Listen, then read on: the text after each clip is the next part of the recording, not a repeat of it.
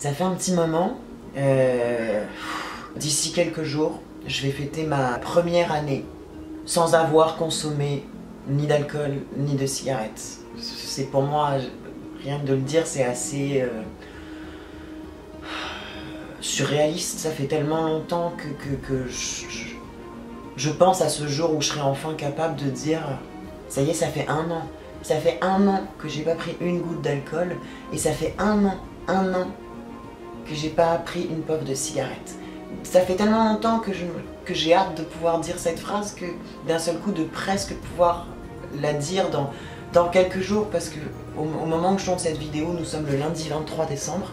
J'ai décidé de la tourner un petit peu d'avance justement pour être capable de la sortir le 1er janvier pour commencer l'année 2020 d'une façon un peu plus consciente, puis que ça aiderait probablement, ça pourrait probablement aider certaines personnes qui sont peut-être dans une démarche d'interrogation présentement face à leur consommation ou quoi que ce soit. Et je me suis dit, toutes les fois où tu as eu ce besoin, cette rage de te filmer pour exprimer quelque chose, toutes les fois ça a servi. C'est pas tombé dans le néant, et puis peu importe, de toute façon, si ça tombe dans le néant, tant pis. En premier, c'est pour moi que je le fais, parce que j'ai compris que j'étais quelqu'un qui arrivait à penser, à réfléchir uniquement dans la discussion.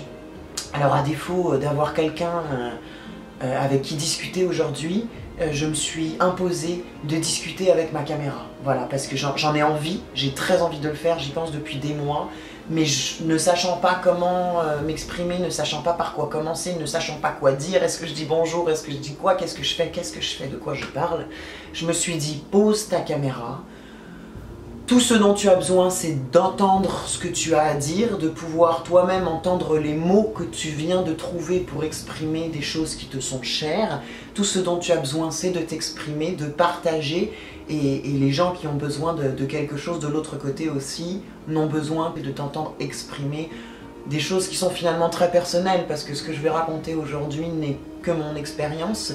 Ça n'a aucune prétention à être le résumé d'une année de sobriété, d'alcool en général, quoi que ce soit. Non, c'est mon expérience avec ma personnalité. C'est quelque chose de très très intime, de finalement très personnel, mais parce que je pars du principe que quand on parle de manière très très personnelle, alors on s'adresse à tout le monde. Donc pour commencer, voilà, c'est ça. Dans quelques jours, ça va faire un an que je n'ai pas consommé d'alcool ni de cigarette. Donc la dernière fois que j'en ai consommé, c'était le 31 janvier 2018, à l'occasion de la fête du Nouvel An. Et pour moi, c'était quelque chose qui était déjà décidé à ce moment-là. C'est-à-dire que j'avais pris la décision quelques mois auparavant, 4-5 mois auparavant, peut-être 6, je ne sais plus exactement, que après cette date-là, je commençais à avoir, je changeais complètement mon mode de vie, et donc l'alcool et les cigarettes n'en feraient plus partie. Pour moi, ça a toujours été quelque chose qui était ultra important. J'ai besoin de donner du sens à ma vie. J'ai toujours été quelqu'un qui aime vivre des trucs pour pouvoir les écrire après, ou qui veut vivre des choses pour pouvoir en parler. Donc j'ai toujours eu besoin, en fait ça m'a toujours aidé, moi d'un point de vue personnel, de choisir des dates pour les grands changements que je voulais appliquer dans ma vie. J'aurais choisi que le 1er janvier 2019 était le premier jour d'une vie sans alcool et sans cigarette. Parce que finalement, ça peut aller avec toutes les dates, mais celle-là, je l'avais choisie. Alors c'était comme un moyen pour moi de prendre du pouvoir aussi sur le défi que je me lançais, sur cette nouvelle aventure dans laquelle je me lançais. C'était un moyen pour moi de prendre du pouvoir dessus en commençant par choisir la date à laquelle ce voyage-là commencerait précisément. Je savais que je m'y tiendrais, c'est-à-dire que me connaissant ma personnalité, je n'avais aucun doute quant au fait que le 1er janvier, je ne consommerais pas d'alcool et je ne fumerais pas de cigarettes non plus.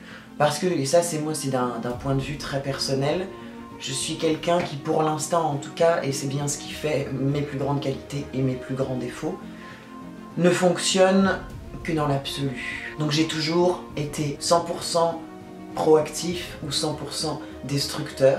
Et c'est un travail, c'est pas une qualité dont je me vante, hein. Ce clivage n'est aucunement une qualité, c'est moi. C'est la manière dont je fonctionne au départ.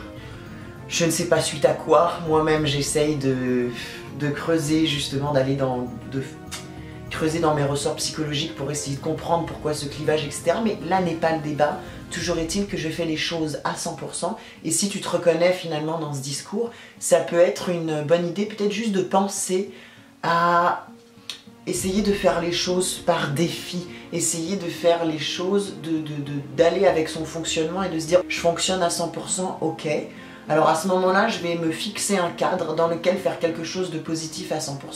Et donc moi, ce cadre de date de 1er janvier 2019, etc., ça a été le cadre que j'ai trouvé pour me sentir relativement confortable, pour avoir l'impression de relever un défi et donc pouvoir m'y lancer à 100%. C'est-à-dire que pour moi, le 1er janvier 2019, c'était le jour 1 sur 365. Sur les 365 qui allaient suivre après. J'avais pas de doute au fait de ne pas consommer le 1er janvier. Par contre, ce que je ne savais pas, c'était comment j'allais faire pour ne pas consommer à partir du 1er janvier. J'aimerais passer un message un petit peu important peut-être à ce moment-là. Tu n'as pas besoin de savoir comment tu vas faire quelque chose pour savoir que tu es capable de le faire. Et je vais essayer d'expliquer ça de manière très simple, simplement parce que le 31 janvier 2018, j'aurais eu beau vouloir absolument savoir comment j'allais faire pour jour après jour ne pas consommer. J'aurais eu beau me poser la question 1000 fois, 10 000 fois, 50 000 fois, j'aurais pas eu la réponse. J'aurais pas eu la réponse pour la très très simple et bonne raison que je n'avais pas les outils à ce moment-là pour concevoir une réponse. C'est-à-dire qu'à ce moment-là, tout ce qui s'est passé dans ma vie depuis ne s'était pas passé. Il y avait des rencontres que je n'avais pas faites, des gens de qui je n'avais pas croisé la route. Il y avait des idées que je n'avais pas entendues, que je n'avais pas lues. Il y avait des discours, des discussions que je n'avais pas tenues avec personne. Il y avait des outils que je n'avais pas le 31 décembre 2018 et que j'ai eu au fur et à mesure de mon aventure finalement. Donc j'aurais eu beau me poser la question, comment est-ce que ça va être possible pour moi de tenir mon défi? Je n'aurais pas pu répondre à la question, tout simplement parce que je n'avais pas les outils que j'ai aujourd'hui pour y répondre. Donc c'est le message que j'aimerais faire passer. Si vous savez que vous pouvez faire quelque chose, vous êtes capable de faire cette chose-là. N'en doutez à aucun moment. N'en doutez surtout pas. Et n'en doutez surtout pas à cause du fait que vous n'êtes pas encore capable de savoir comment vous allez être capable de tenir cet engagement. Il ne faut pas attendre de savoir comment faire pour faire. Tu seras en faisant. Tu apprendras en faisant. Voilà. Bon. Ceci étant dit, je vais essayer quand même de rester un petit peu concis parce que me connaissant, j'ai grandi dans une famille sans problème d'alcool. Aucun cousin ne se levait le matin en calant une bouteille de vodka et aucun n'était donc considéré comme alcoolique, bien que certains membres de la famille aient potentiellement dû l'être sans même que cela soit considéré comme un potentiel problème. J'ai grandi avec des films populaires, des grands classiques et des grands classiques populaires. Mes soirées de veille étaient toutes consacrées à découvrir de nouveaux films ou à revoir pour la 50e fois Le Masque de Zorro. Vomissant l'école, je me suis éduquée avec les films que je regardais. Apprenant les sciences sociales en observant des relations torturées, enrichissant mon vocabulaire en répétant des dialogues sanglants d'amoureux qui se séparent, et assistant au succès d'artistes torturés qui, boursouflés par l'alcool, trouvaient enfin leur génie créatif au fond d'un verre de cognac. À ta santé. Non merci, Élise, freine l'alcool. Bois ce verre. Mais je ne veux pas de ce verre. Il ne veut pas de ce verre. Il veut. Je veux pas. Tu veux. Je veux pas. Tu veux. Je veux pas. Tu veux. Les films promettaient une vie intense, qu'elle soit belle, qu'elle soit dure, ou qu'elle soit bien souvent belle et dure, pleine, riche, passionnée et passionnante, on ne s'ennuie jamais dans un film. Une fois le générique de fin terminé, je me retrouvais assis face à ma propre existence, qui me semblait comparativement d'une pauvreté affligeante. Face à un ennui qui me mettait chaque fois face au vide de mon existence, et l'appel du vide m'étant insupportable, les films furent à la fois ceux qui rendaient ma vie ennuyante et furent aussi mes seuls moyens de m'en échapper. Je me jetais donc dans les films comme je me jetterai plus tard dans l'alcool. Pourquoi dans l'alcool? Parce que c'est aussi ce que les films m'ont appris.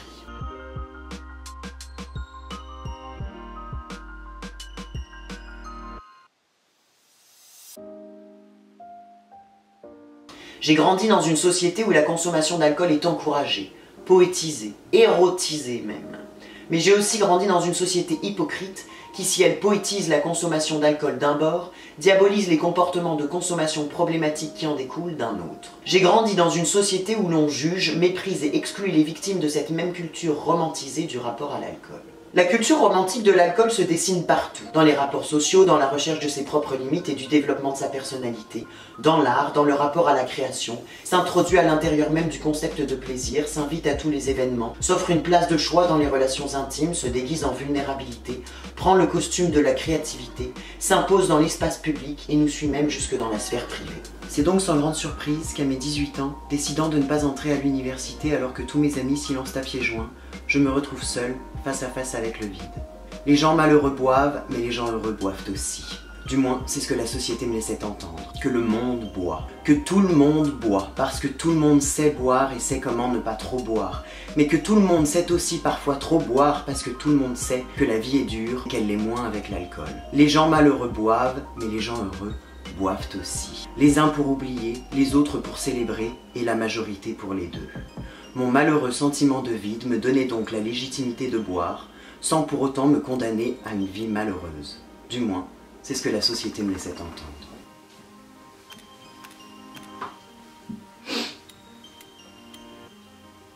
L'alcool apprend la honte de soi. La honte d'abord et le dégoût ensuite. Pendant 6 ans, j'ai lentement appris à m'haïr.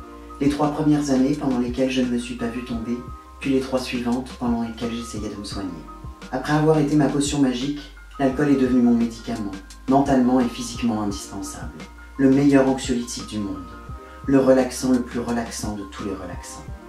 D'abord un ami, puis mon ennemi. J'ai lentement glissé de fêtarde à malade. L'alcool comme bonus d'une activité festive s'est transformé en activité festive comme bonus d'une soirée arrosée. Pour que finalement, la consommation d'alcool devienne l'activité festive, puis qu'elle ne soit plus festive du tout.